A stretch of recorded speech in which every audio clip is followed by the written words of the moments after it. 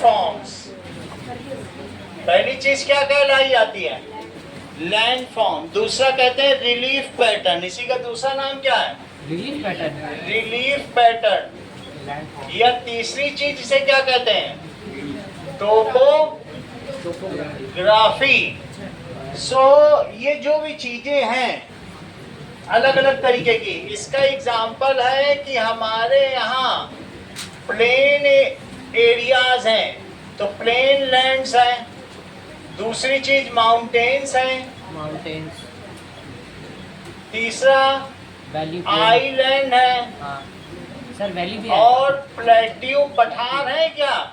Yes हाँ, plateau है, और मीडियू कहीं कहीं चारागाह भी है। मेड्यूस का मतलब है चारागाह, जहाँ बहुत meadows.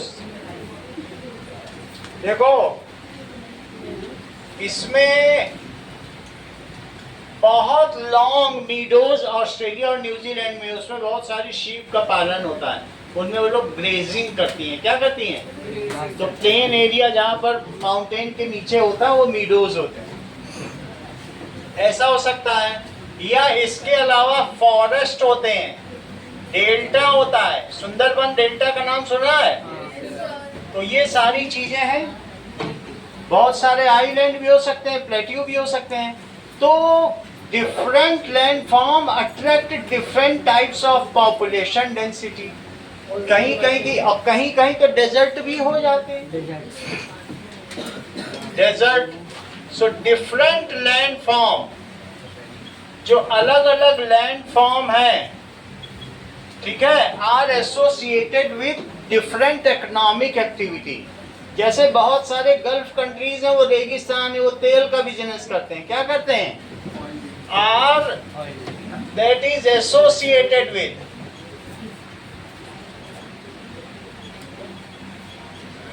Different economic activity.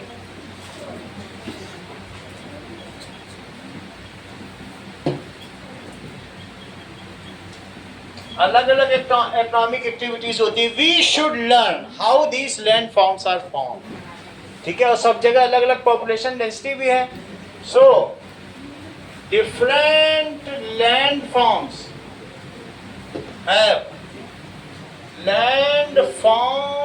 Have different population density.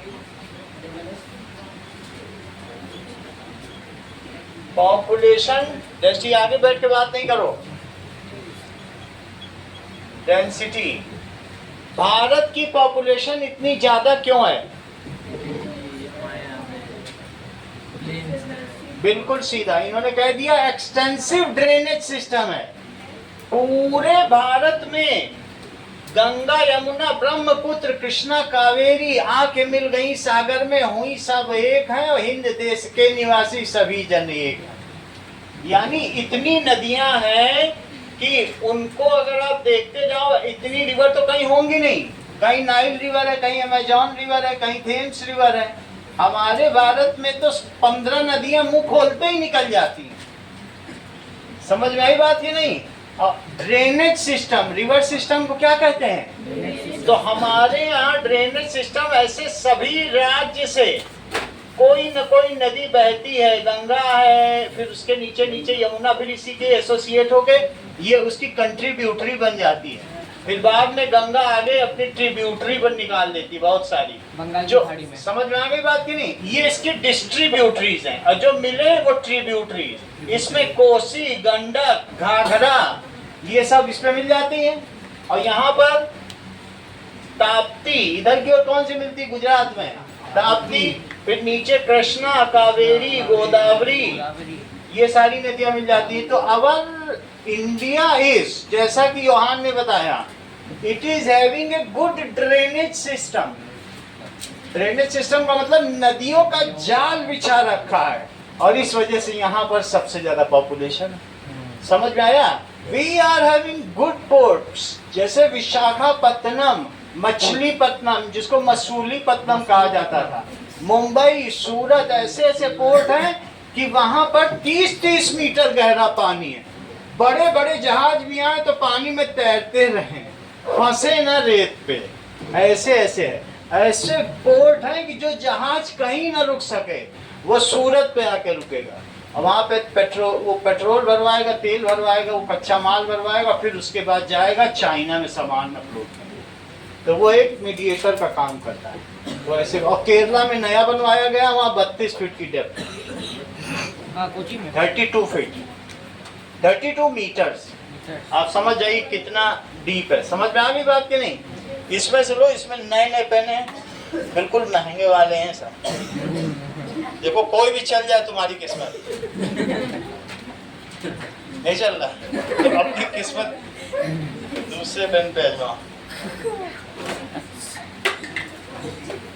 अगला देखिए, लैंड फॉर्म तुम्हें समझ में आ गया? We are having various land forms. अगले पेज पे देखिए, land form is a natural feature. Side में पढ़ो क्या लिखा है। लैंड फॉर्म क्या है? Surface formed by processes, weathering, erosion और डिपोजिशन, ये सब चीजें हैं। देखिए, land form is natural feature. ये कैसा है? Of earth surface, feature of earth surface. और ये कैसे बनता है बताइए? That is formed due to टूट फूट। टूट फूट को क्या कहते हैं? वेदरिंग। वेदर की उसके ऊपर असर पड़ता है तो उसे वेदरिंग कह देते हैं। ठीक है। इरोजन, मिट्टी के कटने से भी कुछ चीजें बनती हैं। क्या तुमको सैंड ड्यून्स मालूम है? हवा के चलने से यहाँ का सैंड वहाँ, वहाँ का सैंड वहाँ, वहाँ का सैंड वहाँ। इरोजन से भी चीज बनती है। और डिपोजिशन, ये जो नदर्न प्लेन्स बने हैं किससे बने हैं?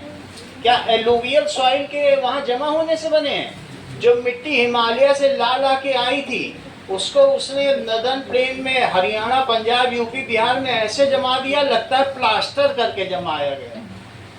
जब जाओ ट्रेन से तो पता चलता है। तो इरोजन से और डिपोजिशन से बनाया गया। और किन चीजों से बनता है बताइए? And movement of earth crust.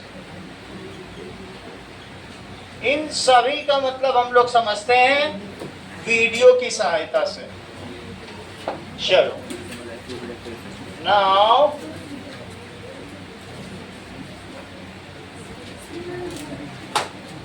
अब देखो, ये तो बंद ही हो गया।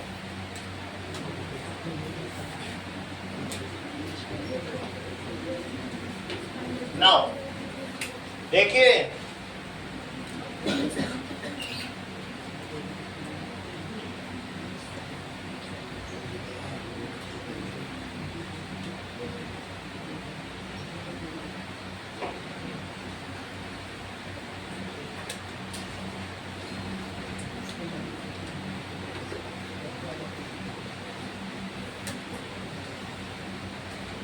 चलो, let us see 3D topography of India. India की टोपोग्राफी देखो, 3D topography of India. कैसा इंडिया लगता है। ये देखो, ध्यान दो, ये यहाँ डेक्कन प्लेट्यू है, हाईलैंड है, डेक्कन हाईलैंड। इधर से भी नीचा, उधर से भी नीचा, सही है।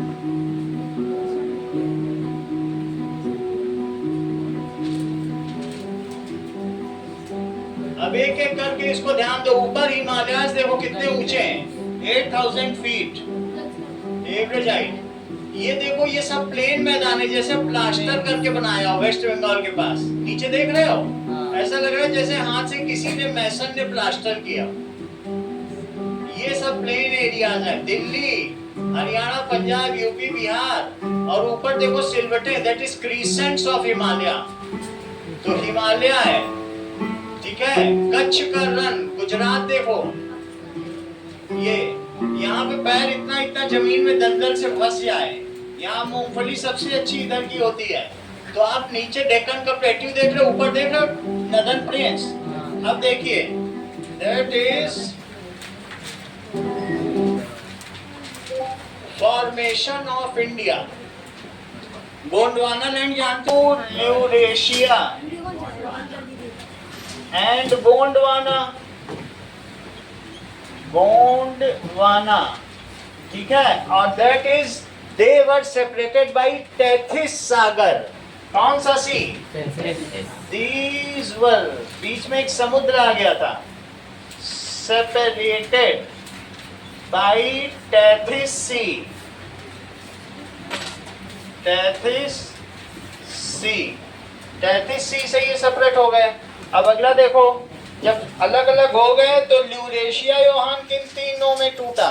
सर नॉर्थ अमेरिका, यूरोप और एशिया। वास्तव में वो टूटा था यूरेशिया, अभी भी एक ही है, बस यूराल सागर, उसमें माउंटेन, यूराल माउंटेन है ना बीच में जो दिखता है, वो मून से भी दिखता है, वही यूरोप और एशिया को अलग करता है। अदरवाइज यूरोप और एशिया टूटे थोड़ी ना, टूटे हैं क्या? तो इस तरीके से टेथिस सी हो गया। Now Laurasia split into North America and Eurasia. Eurasia में दो नाम है, बात नहीं करो बेटा, that is Europe and Asia, and these were separated by, ये किससे सेपरेटेड है? यूराल माउंटेन, मून से दिखेगा।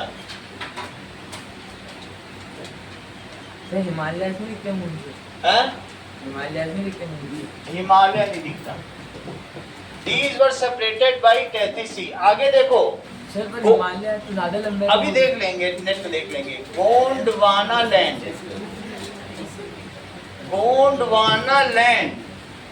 was broken into 5 parts. वो broken into 5 parts, बिल्कुल सही है। South America, America, Australia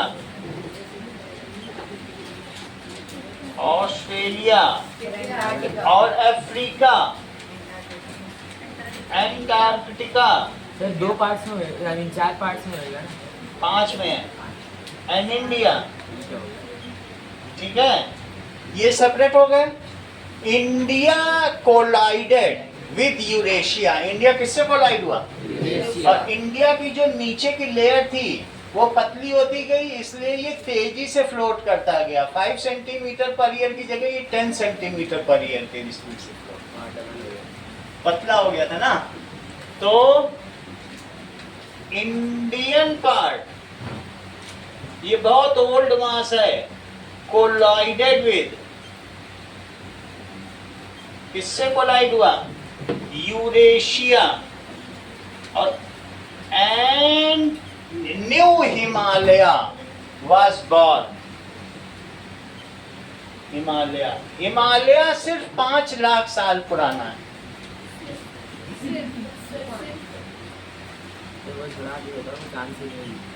was born. इतनी बात तुमको समझ में आ गई? इसका मतलब है ये इंडियन पेनिनसुला है। ये क्या चीज है नीचे? पेनिनसुला किसे कहते हैं? बड़े से छोटा हो गया। बहुत अच्छा, जो 3 ओर समुद्र से घिरा हो। बहुत बड़ी बात बताई है। पहले बड़ा हो अतिकाश, फिर छोटा होता चला जाए। दैट मीन्स बड़ी बात है। ऐसा ये याद ही कर पाए थे। 80 साल के बाद 15 के हो गए थे। उन्होंने ऐसे दवा खाई थी, तपस्या की, बोले हमें बूढ़े से जवान होना। तो इंडियन पेनिनसुला ये चीज बन गई। सही है। अब इसके बाद जो नई थ्योरी दी है कि इंडिया में ये पूरे अर्थ में सबसे अंदर में कोर है, सबसे नीचे क्या है? कोर है, और उसके ऊपर मेंटल है, और मेंटल के ऊपर क्या है? क्रस्ट। ये देख लो, ये मेंटल है, और तीसरी चीज क्या है? क्रस्ट। क्रस्ट का मतलब होता है पपड़ी, हार्ड मास। ये मोल्टन है, ये कैसा है? मोल्टन। और उसके ऊपर semi molten. Semi molten, semi molten. और ये जो क्रस्ट है पूरा हार्ड है। ये सॉलिड है। तो क्या चीज? मोल्टन का मतलब है जो पिघला हुआ हो। पिघला हुआ। तो कोर में तो प्रेशर डालो तो सॉलिड होता है। कोर के अंदर से ही वॉल्केनो निकलते हैं। इतनी हीट है वहां पर कि जैसे तुम्हें नीफे, तुमने ये क्लास 8 में पढ़ा है नीफे, निकल और आयरन इसमें सबसे ज्यादा है। इतनी हीट क्यों? सही है। और इसी तरीके से सियाल और सीमा पढ़ा है क्लास 8 में। हम ही ने पढ़ाया है तुमको, कोई दूसरे थोड़ी पढ़ाया। देख लो। तो यानी समुद्र जहां है उसमें सिलिकॉन और मैग्नीशियम, और सियाल कहाँ है? सिलिकॉन और एल्यूमिनियम जमीन में है। तो जो अंदर में है वो निकिल और आयरन है, वो मोल्टन है। तो उसके ऊपर जो मेंटल है सेमी मोल्टन, वो भी सेमी मोल्टन है, वो भी मूव कर सकता है। और क्रस्ट जो है, जो सबसे ऊपर का क्रस्ट है 1 किलोमीटर का, अगला डायग्राम निकालो अगले पेज पे, तो वो मूव करता रहता है। उसको इन्होंने क्या कहा? लिथोस्फीयर। सर वॉल्केनोज भी टेक्टोनिक प्लेट से बने थे। हैं? Sir volcanoes eruptions where the tectonic plate, आपस में जहां पर टेक्टोनिक प्लेट मिलती हैं वो रिंग ऑफ फायर कहलाते हैं। ये अगले चित्र की बात कर रहे हैं। देखो कितना सब पढ़ के आए हैं तुम लोग, अभी वहीं हो और ये सब पढ़ लिए। हम लोग इसकी बात कर रहे हैं। ये देख लो, कह रहे हैं, देख लो कितनी बड़ी बात है। कह रहे हैं यहाँ पे टेक्टोनिक प्लेट देखो जुड़ी है और वहीं वॉल्केनो है सब। अभी हम वहां पहुंचेंगे, आप लोग धैर्य रखो, सब पूरा बता देंगे। नाउ सी, मैं तो कह रहा था सर वो लावा ऊपर जैसा। देख लो, ये इन्होंने अभी बताया कि नहीं कि लावा भी ऊपर आ जाता है। हर चीज इनकी देखी हुई है। अब हम लोग प्रॉपर्ली इस चीज को समझेंगे। आप लोग धैर्य रखो, सब एक एक करके बताएंगे। यहाँ तक तुम्हें समझ में आ गया? इसमें एक और नाम दिया गया है, WJ, किसका नाम है? मॉर्गन। इन्होंने क्या बताया कि अर्थ है 7 tectonic plates keep on shifting. जरा चेक करो, अफ्रीका इज ब्रेकिंग में दिखा रहा हूँ, एक जस्ट फिगर देख लो फिर आगे बढ़ो। ये तो अभी की बात है। सर इंडिया से तो नहीं टकराएगा ना सर, उतना मतलब है। इंडिया दूर होता जा रहा है हिमालय से, हिमालय छूट जाएगा, फिर से वापस जा रहा है। सिर्फ 1.5 करोड़ साल बाद ये हो जाएगा, चिंता करो। सर हो तो जाएगा। Africa is splitting. ये दूसरे में आ गया। और सर अफ्रीका कितने दिनों में स्प्लिट होगा? अभी बताना, अब वो होने लगा है। Africa is splitting. 1 मीटर का चौड़ा गड्ढा हो गया, देख लो ऐसा हो Africa गया। is splitting. अब तुम ये देख लो, ऐसी स्थिति है। ये देख लो,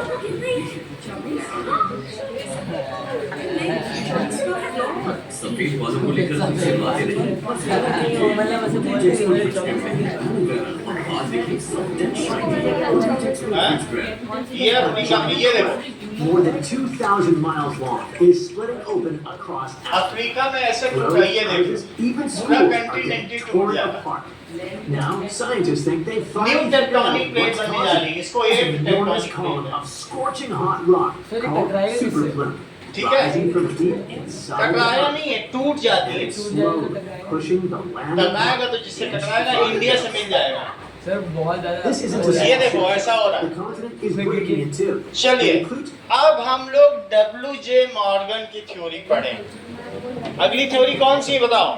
धीरे धीरे पहली पेज में अभी।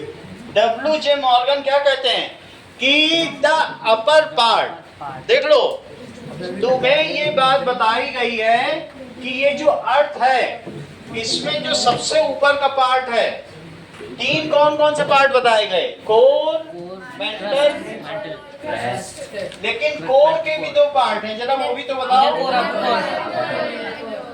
ये देख लो, ये अर्थ है, इस तरीके से ये पूरी अर्थ है। और अर्थ में एक इनर कोर है,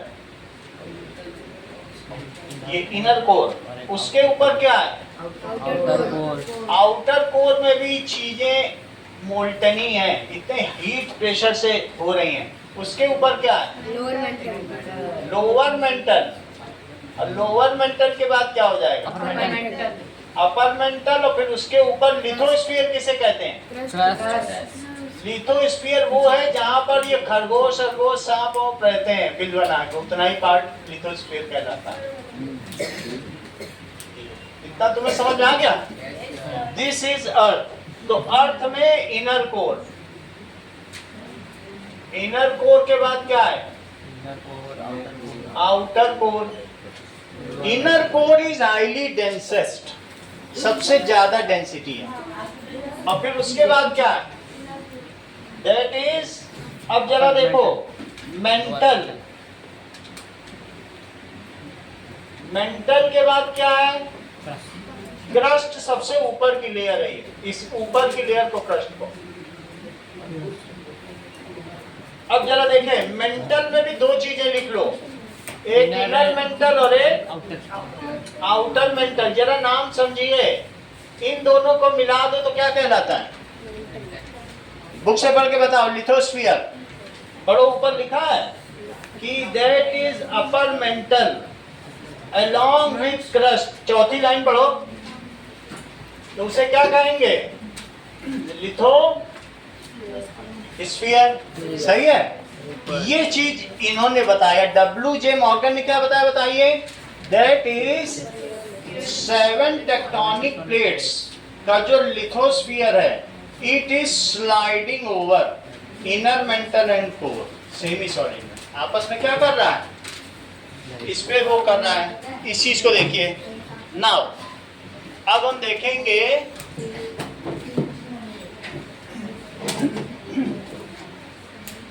अगला डायग्राम। देखो इसी में अगले डायग्राम में क्या तुम्हें ये बात पता चल रही है कि एस्थेनोस्फीयर की डेप्थ क्या है 200 किलोमीटर और लिथोस्फीयर कितना है?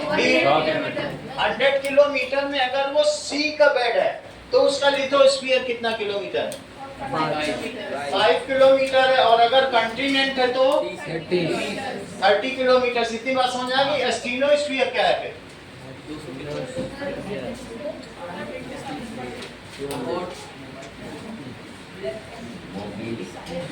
फिर लोअर मेंटल तक वो तो डायरेक्ट स्ट्रेस के नीचे ही पहुंच गया। वो जो 4 से क्या होता है?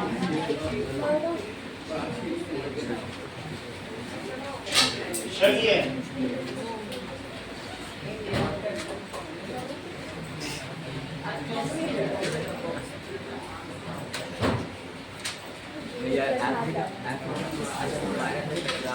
हिस्ट्री करा देंगे आपकी, अगर आने वाली है तो करा देंगे। चलो अब हिस्ट्री ज्योग्राफी कराएंगे। ये देखो इसमें दिया गया है कि मान लीजिए ये पीस ऑफ केक है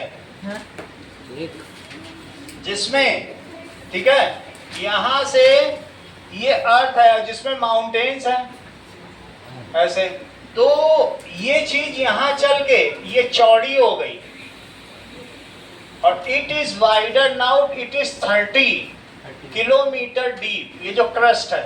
और जो ये वाटर वाला रीजन है 5 किलोमीटर, वो सिर्फ कितना है? 5 किलोमीटर ओशनिक क्रस्ट। उसमें ओशनिक क्रस्ट है। तुमको ये बात मालूम है ओशनिक क्रस्ट में वोल्केनिक इरप्शन सबसे ज्यादा होते हैं और उसके अंदर से निकलते हैं, उसी में गल्फ स्ट्रीम की गर्म जलधारा और इक्वाडोर की ठंडी जलधारा जो होती है, गल्फ स्ट्रीम इसी से निकलती है। पानी के अंदर अगर वोल्केनो फूट जाए और उसी से यूरोपियंस की जान बचती है। यूरोपियन की लाइफ लाइन है गल्फ स्ट्रीम, वो वहां जाती है और उसी गर्म पानी में वो लोग -20 डिग्री में नहाते हैं। समझ में आई? गल्फ स्ट्रीम गर्म जलधारा है। It is hot water stream which passes through Europe and it is the survival line for Europe. और क्यूबा के बगल से इक्वाडोर की जलधारा निकलती है, वो ठंडी जलधारा है। क्यूबा की गर्मी में वो उनको राहत दे रही है और यूरोपियन को ठंडक से गल्फ स्ट्रीम राहत दे रही है। ये देखिए, खैर हम लोग इस केक की बात कर रहे थे, चेक करो। तो कहा गया है कि सबसे अंदर में कौन है बताइए? पूरे अर्थ का रेडियस कितना है? लगभग 6375 किलोमीटर, और इसमें ये इनर कोर है। तो ये रेडियस है, ये रेडियस है, अर्थ का रेडियस है, आरी। अभी ग्रेविटी में पढ़ोगे फिजिक्स में, 6400 लिया गया वहां पे, लेकिन इन्होंने ज्यादा एग्जैक्टली लिया। आउटर कोर, इनर कोर कितना है? 1250 किलोमीटर। आउटर कोर कितना है? 2200 किलोमीटर। इनर कोर में इतना सोना है कि 1 मीटर की मोटी परत पूरे अर्थ में डाली जा सकती है, लेकिन अब उतना निकाले कौन? क्योंकि जो ड्रिल करेंगे वो ड्रिल वहां जाकर पिघल जाती है। 30-40, जब 1 किलोमीटर के बाद ड्रिल पिघल जाती है। 1 किलोमीटर के बाद पिघलने लगता है मेटल। जो तुम ड्रिल करोगे ना तो ज्यादा नीचे जा ही नहीं सकते। तो कोई ऐसा मेटल नहीं है जो थोड़ा नीचे है? कुछ नहीं। इसके बाद देखो मेंटल। अब अगली चीज देखो, दैट इज मेंटल है। इसके बाद मेंटल, और उसके बाद मेंटल में भी एक अपर मेंटल है 2900। ये देखो, दैट इज लोअर। इसमें इनर मेंटल और दूसरा क्या है? Outer mental. आउटर मेंटल, और ये सबसे ऊपर को मैंने क्या बताया? दैट इज, इसको इन्होंने बताया लिथोस्फीयर। ये दो चीजों से मिलके बना हुआ है, ठीक है? लिथोस का मतलब क्या होता है? स्टोन, और स्टोन या रॉक। और अगर कुछ लोग लिथो इंस्क्रिप्शन क्या कहते हैं? लिथोग्राफी। जब पत्थर पे अशोक लिख के गए थे तो उसको लिथोग्राफी कहा गया। अपने वो संदेश लिख के गए थे कि नहीं, बुद्ध के संदेश, तो वो लिथोग्राफी कहेंगे। और ये लिथोस्फीयर है, ये हाइड्रोस्फीयर है। हाइड्रोस्फीयर है, और इसके ऊपर जो बादल हैं वो एटमॉस्फेयर है। और तीनों को मिला दो, हाइड्रोस्फीयर और ये बायोस्फीयर कहलाएगा, जिसमें जीवन है। अगर मैं लिथोस्फीयर की बात कर रहा हूँ तो 1 मीटर नीचे ही माना जाना चाहिए, क्योंकि वहीं तक तो जीवन और बैक्टीरिया है।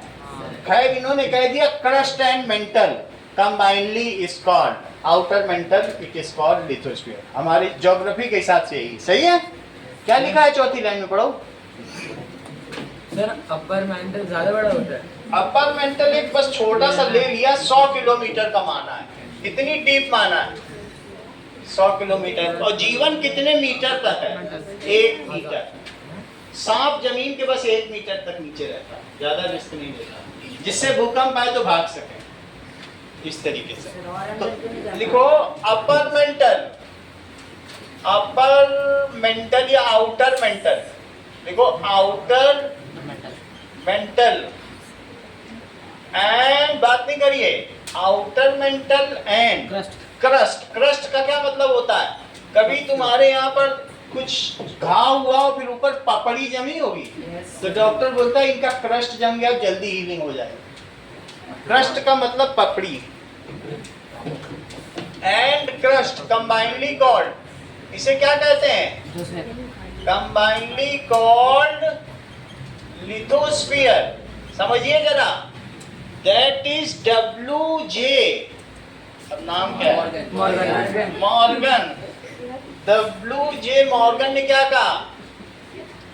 मॉर्गन स्टेटेड दैट, इन्हीं के यहाँ के थे लिथोस्फीयर, ये प्रत्युष के यहाँ के थे। WJ Morgan stated that lithosphere itself is divided into 7 tectonic plates. उसका डायग्राम अगला वाला है। That lithosphere कितने में डिवाइडेड है? बोलो संस्कृति। Lithosphere is divided into 7 tectonic plates. Earthquake कहाँ से आता है? वो भी इसी के आगे आएगा सब। ये चैप्टर ही इसी चीज का है। ये तुम क्वेश्चन भी इसीलिए वैसे पूछ ही रहे हो। That is 7 tectonic plates which slides over molten magma present in inner core, that is core and inner mantle। सही है, molten magma।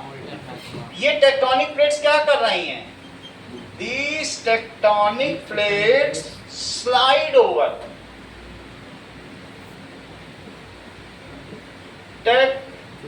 Tectonic plates slide over। किस पे स्लाइड कर रही हैं? Molten magma. That is molten magma of molten magma किसका? Of upper mantle. core and mantle। जैसा कि तुमने ये समझ लिया है कि अब इसमें कई तरीके की प्लेट्स हैं। पेज नंबर 14 में सबसे नीचे पहुंच जाओ। Beneath the lithosphere is called as asthenosphere। Asthenosphere। Beneath क्या कहलाता है? Which is semi molten। देखो beneath lithosphere कहीं लिखा हुआ है अंकित तो पढ़ो। lithosphere there is asthenosphere। यहाँ पे लाइफ नहीं होती। नहीं कुछ नहीं है, 1 मीटर के नीचे कुछ नहीं है। स्फीयर कभी तुम्हारा घर का प्लॉट खुदा है तो उसके नीचे देखना 1 मीटर के नीचे कुछ नहीं मिलेगा, एक सांप भी नहीं मिलेगा, सांप को तरस जाओगे।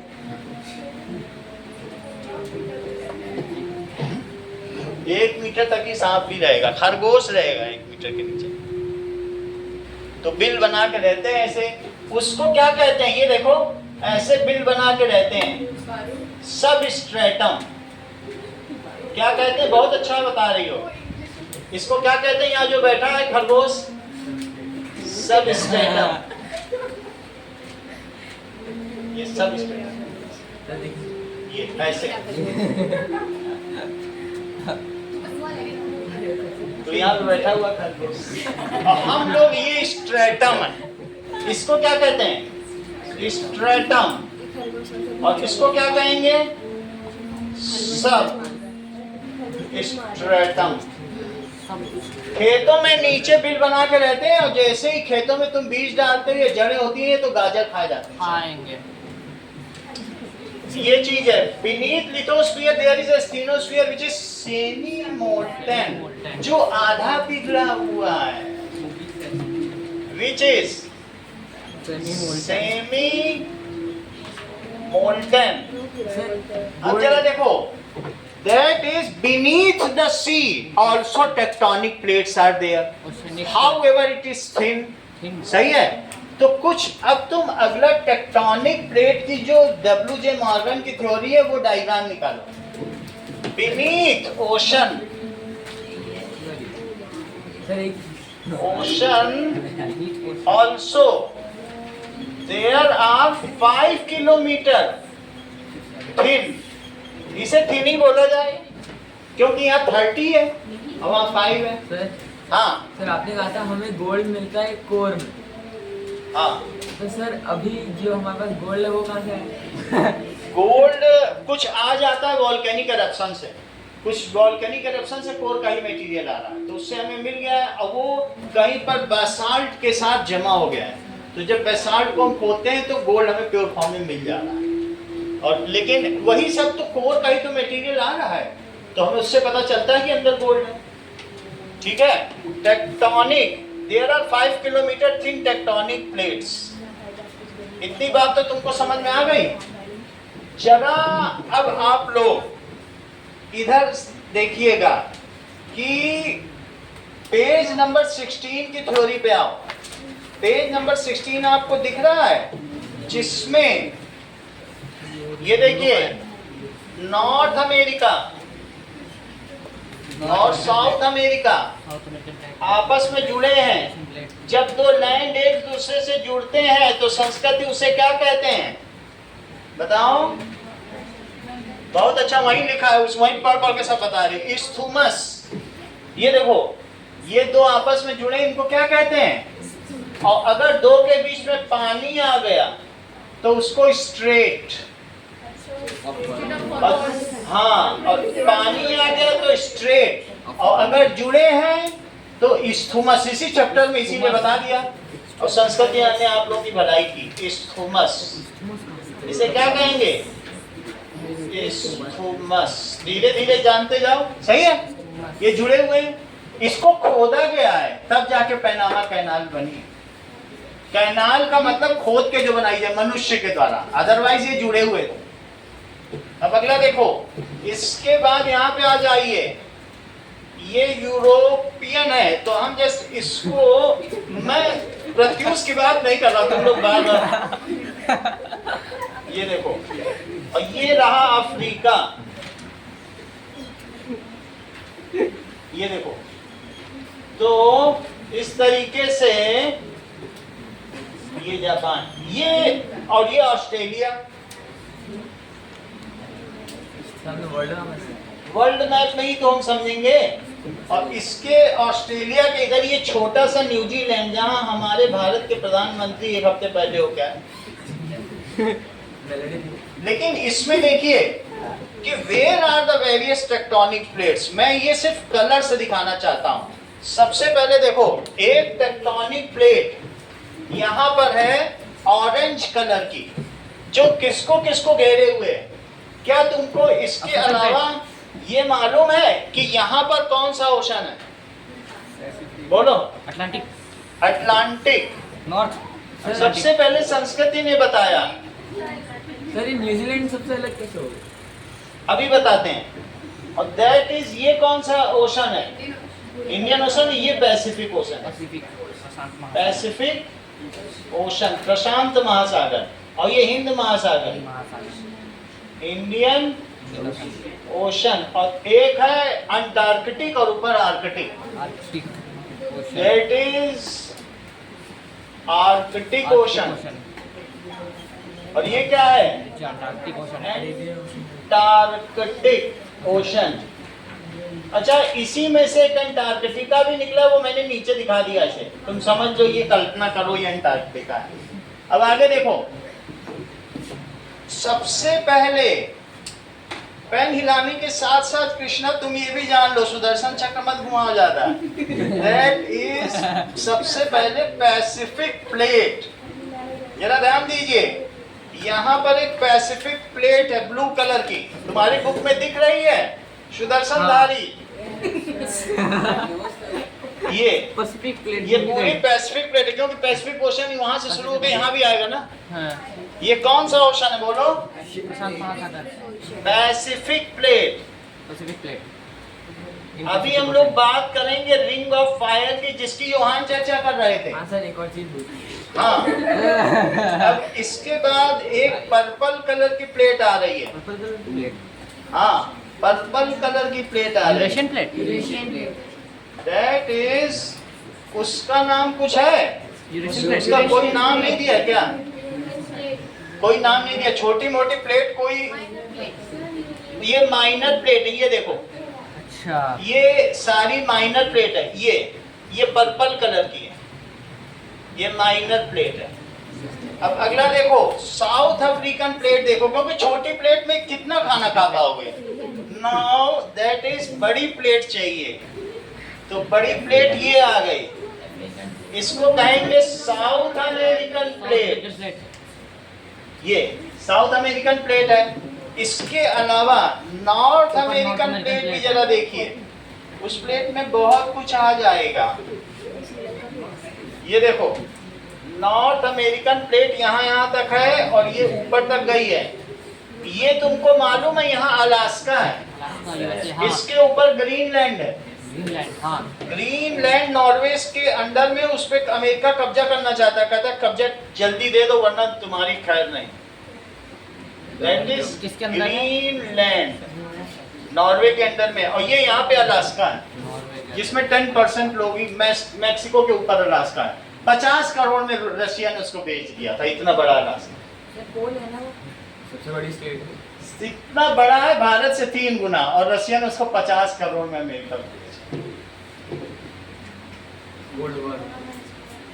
और इसके नीचे मैक्सिको है, लेकिन हमें उससे ज्यादा लेना देना नहीं है। इसको लिखो नॉर्थ अमेरिकन प्लेट। ऊपर की कौन सी प्लेट है? North American plate. North American plate. Sir हाँ, सर श्रीलंका आती इंडिया की साइड में कैसे आ ये सब पहले हुआ है कई सालों से। इसके बाद अब जरा तुम पर्पल कलर की प्लेट देखो, पर्पल कलर यूरेशियन प्लेट। यहीं से देखो, सर वो एक रशिया ने 50 करोड़ डॉलर में दिया था। 50 करोड़ डॉलर में दिया था। कुछ नहीं होता 50 करोड़ डॉलर। आज तो वो बिल्कुल इसके ऊपर, ये देखो अफ्रीका से घिरी हुई, ये देखो ये एक और प्लेट आ गई, और ये इंडिया से यहाँ तक है ये प्लेट। इस प्लेट का नाम बताओ। ये दैट इज, इसका नाम क्या दिया है? African plate. अफ्रीकन जो कंटिनेंट है वही तो कहोगे, अफ्रीकन प्लेट। यहाँ से लेकर गए ना, इसमें अफ्रीका का खाना मिलेगा। यूरोपियन प्लेट देखो, जिसमें यूरेशिया का खाना मिलेगा ऊपर ऊपर। इसी के ऊपर ये देखो, ये कौन सी प्लेट है? Eurasian plate. ये देखिए, तो यहाँ से इंडिया को छोड़ दीजिएगा बस, ये यूरेशियन प्लेट है, ये सबको कवर कर रही, इंडिया के ऊपर इतना आ रही बस। और यहाँ ताइवान, चीन, Hong Kong, South Korea, North Korea, इन सब को कवर करती हुई ये पूरी यूरेशियन प्लेट है। इसको क्या कहेंगे?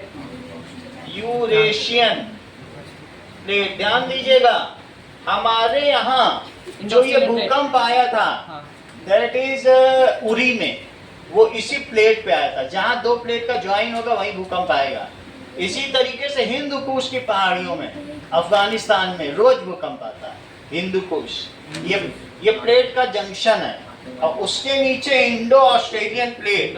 तो बताओ, जहाँ जहाँ भूकंप आ रहा है, क्या वहाँ दो टेक्टोनिक प्लेट आपस में टकराती हैं? इसलिए भूकंप आता है।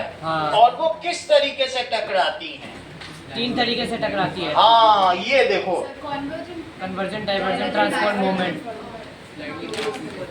हाँ ये देखो, दैट इज ऑस्ट्रेलिया भी इसमें आ गया, ये, और न्यूजीलैंड भी आ गया। ये कौन सी है? Indo Australian plate.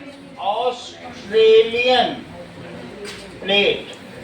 तो बताओ, हमारे यहाँ सिस्मिक सेंसिटिव एरिया कौन कौन से हैं? सिस्मिक सेंसिटिव यानी भूकंप संवेदनशील क्षेत्र।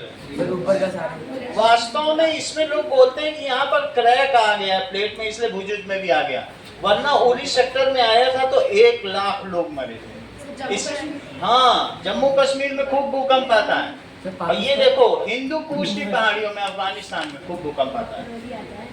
हिंदू कुश, जहाँ पर तालिबान का अड्डा है, ISIS का, आतंकवादी, वो रोज हिलते जाते हैं। जैश ए मोहम्मद, इन सब का अड्डा है। तो तुमको पता चल गया इंडिया का कौन कौन सा एरिया सेंसिटिव एरिया है। ऊपर ऊपर का है, where two tectonic plates slide with each other, then it cause, एक होता है राइट कट जाए, एक होता है दूर हो जाए, डाइवर्जेंट। प्लेट दूर हो जाएगा तो वहां पर कैविटी बन जाएगी, प्लेट ऐसी हो जाएगी। और प्लेट पास आएगी तो चढ़ जाएगी, कन्वर्जेंट। और एक है प्लाइट स्लाइड हो, कौन सा? Transform movement. जो इस तरीके का ट्रांसफर मूवमेंट है, उसी से भूकंप आता है, उससे भूकंप आता है। तो when two tectonic plate rub each other, slide each other side by side, this causes seismic vibrations. और अगर रिक्टर स्केल पर 7.5 से ऊपर हो जाए तो तबाही है। चलो, अभी मैं बता देता हूँ, तुम्हें इतनी बात समझ में आ गई, तुम ज्यादा इसके चक्कर में मत पड़ो। अब इसके आगे बात करते हैं, चेक करिए। That is okay, at certain place, check करो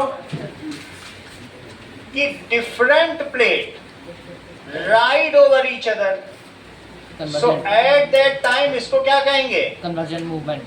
कन्वर्जेंट मूवमेंट। इसकी वजह से क्या होता है? माउंटेन द बनता है। क्रैक्स डेवलप्स, इसको क्रीसेंट डेवलप होना कहते हैं। और इसमें से ये मोल्टन मैग्मा इसमें से निकलने लगेगा और क्या हो जाएगा? लावा। इरप्शन। लावा होगा या वॉल्केनिक इरप्शन। कौन सा फोर्स लावा को बाहर जाता है?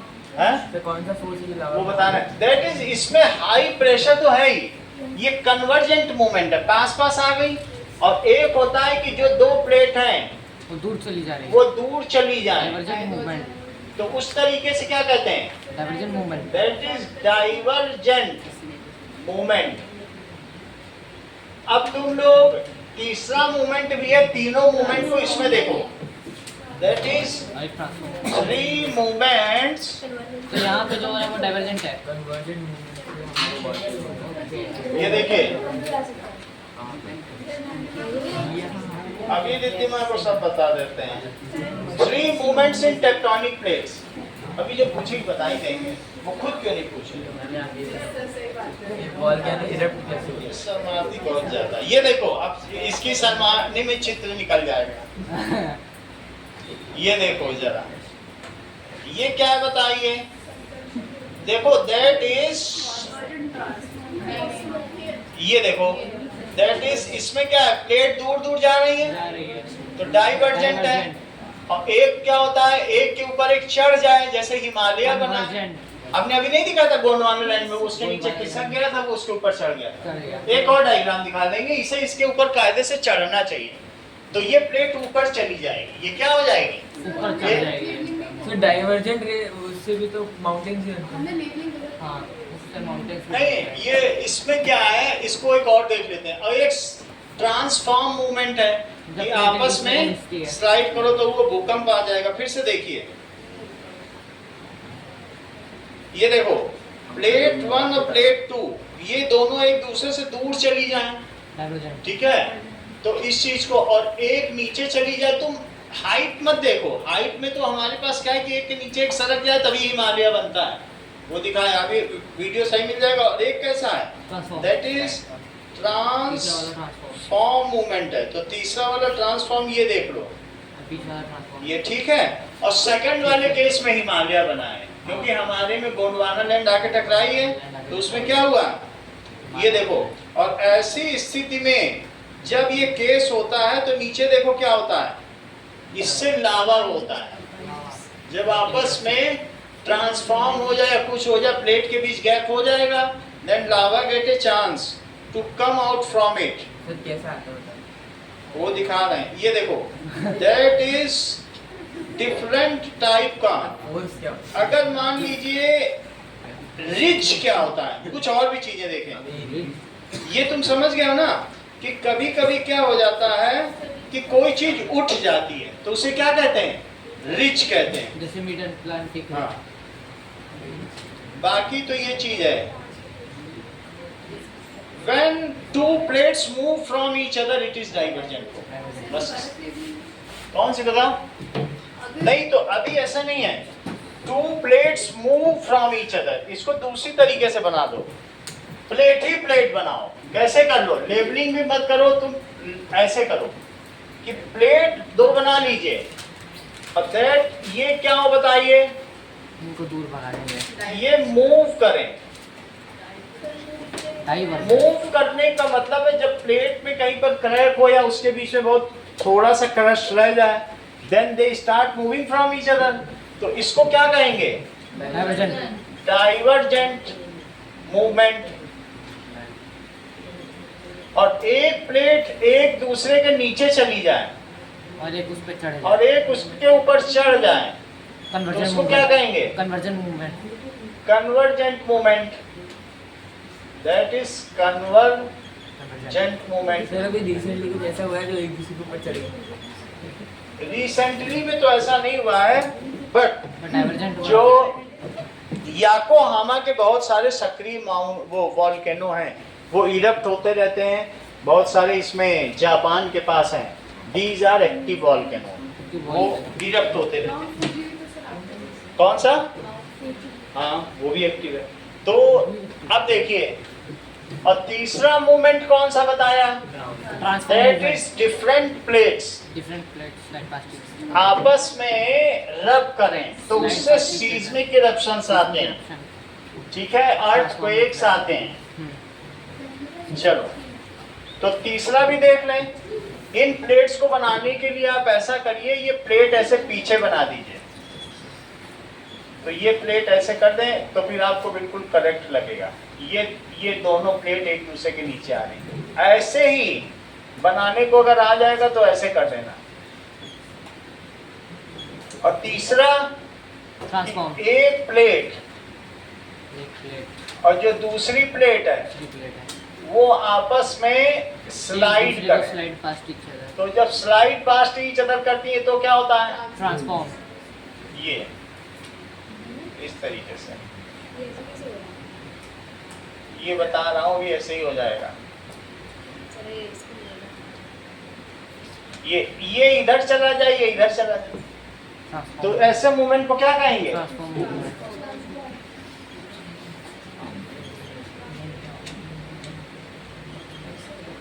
अब आगे देखो, हम लोग ये देखेंगे कि एग्जाम्पल बता दो। कन्वर्जेंट मूवमेंट और divergent movement brings volcanic eruption. अब पता चल जाएगा।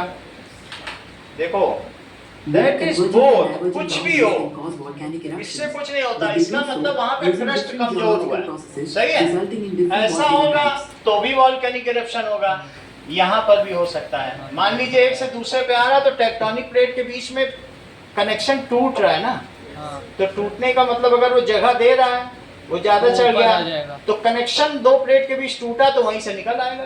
जब वो नीचे से ऊपर जैसा आता है, कभी भी अगर मान लीजिए दो प्लेट्स एक दूसरे के ऊपर चढ़ रही हैं तो उनमें क्रीसेंट डेवलप हो जाते हैं। क्या हो जाते हैं? दो प्लेट अगर एक दूसरे के पास आ रही हैं तो भी ऐसा हो जाता है कि क्रीसेंट डेवलप हो जाते हैं। इसको क्रीसेंट कहते हैं। एंड इट गिव्स वे, ये दोनों से हो जाता है। और दूर जा रहे हैं तो भी प्लेट मेंटल को एक्सपोज ही तो कर रही है। हाँ, it is the crescent develop. अभी मैं गोल्डन हर बार ऊपर की तरफ चढ़ता है। इसलिए क्योंकि उसमें हाई प्रेशर है और बहुत सारा क्या है, गैसेज हैं। So those gases want to come out, और उसके साथ वो क्या करती हैं, बहुत सारा जो सैंड है, मैग्मा है, जो मोल्टन पार्ट है, वो सब भी निकलता साथ में ले आती है। वही वो मीन्स वहाँ क्रैक हो जा रहा है। That portion is a weak portion. जहाँ दो चीज मिल रही वो वीक है। तो जरूरी थोड़ी है कि जैसे किसी भी मूवमेंट में जो यहाँ हो रहा है, दोनों कॉन्टिनेंटल प्लेट्स होंगी, ओशियानिक और कॉन्टिनेंटल भी हो सकती है। ओशियानिक भी हो सकती है, या ओशन से कंटिनेंट तक भी तो जा रही है बहुत सारी प्लेट। जैसे पैसिफिक ओशन से नॉर्थ अमेरिका तक एक सिंगल प्लेट भी हो सकती है। हाँ बोलो। मतलब कहीं पर भी टेक्टोनिक प्लेट का जहाँ ज्वाइंट है, अगर ओशन में टेक्टोनिक प्लेट का ज्वाइंट है तो ओशन के अंदर इरप्शन है, और अगर अर्थ पे है तो अर्थ पे वॉल्केनो। बोलो, बात समझ में आ गई कि नहीं? और जहाँ जहाँ टेक्टोनिक प्लेट का ज्वाइंट है वहाँ वॉल्केनिक इरप्शन ही नहीं है, वहाँ पर साथ ही साथ में सीस्मिक एक्टिविटी भी है, भूकंप भी है। तो where at the joint of tectonic plates there are active volcanic eruptions followed with the seismic वो vibrations, वो active seismic zone। ये दो चीज वहां होंगी। सही है, समझ में आया? तो ये ट्रांसफॉर्म मूवमेंट लिखो। वेयर अभी हमने आपको उरी का एग्जांपल बताया, हिंदू कुश का बताया, और इंडिया में और भी मैं वीडियो में दिखा दूंगा कहाँ कहाँ पे टेक्टोनिक प्लेट्स हैं, कुछ नई भी बन गई है। Where tectonic plates, tectonic plates movement में रहती है ना सर, पूरे टाइम मूवमेंट में रहती है, तैरती रहती हैं सर, अंदर ये मोल्टन मैग्मा कभी भी में। earthquake आ सकता है सर। 5 सेंटीमीटर इधर उधर होती रहती है पर ईयर में होती है, उससे कितना फर्क पड़ेगा? सर अगर कन्वर्जेंट मूवमेंट हो रहा है और एक कॉन्टिनेंटल है तो और एक ओशियानिक है, तो कौन सी नीचे जाएगी? प्लेट्स ये स्लाइडिंग है, ये सिर्फ एक तैरना है। अब उस पे कौन कौन से फोर्स काम कर रहा है? जैसे ये सब चीजें किस पे तैर रही बताइए? Different tectonic plates semi molten magma में तैर रही है। तो आप ये नहीं कह सकते अगर दोनों पास में आ रही है तो पतली वाली नीचे चली जाएगी, जैसे हमने देखा गोंडवाना लैंड वाली 5 किलोमीटर पतली थी, तो वो नीचे चली गई और यूरेशियन प्लेट उसके ऊपर चढ़ गई और उसने बना दिया। पतली वाली नीचे चली जाएगी और डाइवर्जेंट है तो दूर दूर चली जाएगी। बस ये है कि पतली वाली खिसक सकती है नीचे, मोटी नहीं खिसक सकती। When tectonic plates, क्या होगा बताओ? मूव। 3 तरीके से मूवमेंट है, ये तीनों किसका मूवमेंट है? टेक्टोनिक प्लेट्स का मूवमेंट। मूवमेंट। तो tectonic plate move, then these bring, क्या लाएंगे? Volcanic eruption, formation of mountains. Volcanic eruption and, और क्या होगा बोलो? That is seismic vibration. Vibration. इसको कहते हैं earthquake. If on Richter scale, तो इंडिया में कोई एक्टिव वॉल्केनो क्यों नहीं? कहाँ पे? इंडिया में नहीं, रिक्टर स्केल वो मड वाला है, हाँ। मुझे दिखाया गया वॉल्केनो, हाँ। Mud volcano. सर उसमें जाते कभी ऑन रिक्टर स्केल इसकी जो वैल्यू है इस 7 and above, it is dangerous. अब जरा देखो, हम लोग देखेंगे कि द रिंग ऑफ फायर एक टेक्टोनिक प्लेट। टेक्टोनिक प्लेट पे रिंग ऑफ फायर देखो कि जहां पर इमेज में देखो इतनी जगह ये रिंग ऑफ फायर है, यहां पर बहुत सारे, ये देख लो, यही तुम्हारी बुक में भी बना हुआ है। तो इसमें क्या दिखाया जा रहा है? Ring of fire. यहाँ पर बहुत सारे ट्रेंच हैं, जमीन में गड्ढे हैं। ट्रेंच मतलब समझते हो? सी ट्रेंच, जहाँ पर बहुत कम लिथोस्फीयर होता है। हाँ, तो मैरियाना ट्रेंच भी यहीं पर ही है। इसमें जो हम लोग देखते हैं बरमूडा ट्रायंगल, तो अब इसमें ये सारे ट्रेंच हैं, बहुत सारे। देखो मैरियाना ट्रेंच तो सबसे खतरनाक है। ये क्या करता है? कितने जहाज़ों को, आजकल 500 जहाज़ों को, कितने एयरक्राफ्ट को, शिप को, सबको डुबा चुका है। सबसे खतरनाक। और यहाँ पर अगर तुमने अटलांटिक ओशन में यहीं पे जा करके, दैट इज कोलंबस डर गया था, बोला लौटो, जान बचानी है तो लौटो। इतनी ऊंची ऊंची लहरें, सिर्फ से 4 गुना ऊंची लहरें। वो ऐसी स्थिति है मैरियाना ट्रेंच की। यहाँ बरमूडा ट्रायंगल ये अट्रैक्ट कर लेता है। और ये आप समझ गए रिंग ऑफ फायर का क्या मतलब है? This is the junction where tectonic plate क्या हो रही हैं? मिल रही हैं। दैट इज, देखो, volcanic site map of world. अब ये देखो वर्ल्ड मैप ऑफ कहाँ कहाँ वॉल्केनो सबसे ज्यादा इरप्शन है, तो इसमें यही साइट है। रिंग ऑफ फायर जहाँ है, चेक करो, वहाँ सब सक्रिय ज्वालामुखी है। हाँ। चेक करो, इसमें दिखाया गया है कि नहीं? सब red red ring of fire में। तो रिंग ऑफ फायर में कौन कौन से हैं? देयर आर वेरियस ट्रेंच हैं जिनमें अलग अलग ज्वालामुखी हैं। और कभी भी इरप्ट हो सकते हैं, तो सर मैंने प्रेडिक्ट कर नहीं सकते, तो सर प्रेडिक्ट नहीं कर सकते। फिर भी देखो, there are the some regions where the these volcanoes are active. बात समझ में आ गई आपको? ये देख लीजिए, ये डायग्राम आपकी बुक का ही है, इस तरीके से। तो दीज आर द प्लेसेस। तो वास्तव में जो मैं बात कर रहा हूँ, ये इधर ही रिंग ऑफ फायर इधर ही तो बन रही है और ऑस्ट्रेलिया तक जा रही, आधा इधर है आधा उधर। पूरा डायग्राम एक साथ नहीं मिलेगा, लेकिन यही तो रिंग ऑफ फायर है। दिखा ना? तो ये चीज है, that is up to Australia, वहां तक जा रही है। हमारा अपना वॉल्केनो। इसके आगे हम लोग अब कल चर्चा करेंगे। कल इसमें जितना चैप्टर हो पाएगा करा लेंगे, फिर क्वेश्चन आंसर शुरू करेंगे। ठीक है, कल जितना होगा एक बार ऊपर ऊपर से समझा देंगे। टेस्ट कुछ नहीं है आज।